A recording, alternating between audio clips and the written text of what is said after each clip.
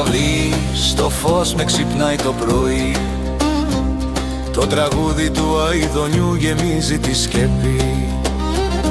Τα παιδιά τρέχουν στο λιβάδι, γελούν κι η καρδιά μου μες στη χαρά χορεύει μαζί τους. Το χορηγό μου γλυκό σαν μέλι, στις πέτρες σου και στα δέντρα βρίσκω ησυχία.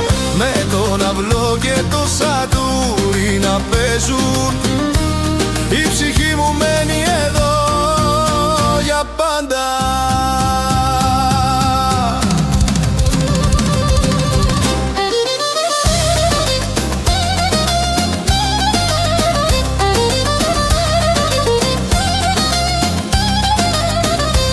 Στις βροχής τα σταγόνια χτυπούν στη σκεπή.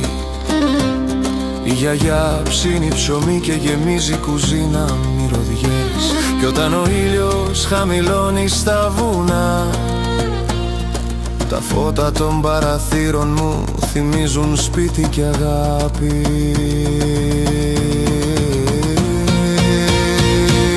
Το χωριό μου γλυκό σαν μέλι, στις πέτρες σου και στα δέντρα βρίσκω ησυχία.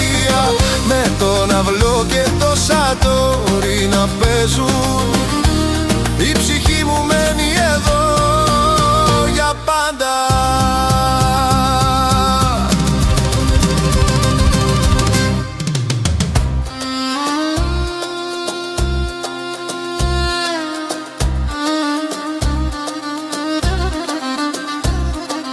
Κι αν ταξιδέψω μακριά,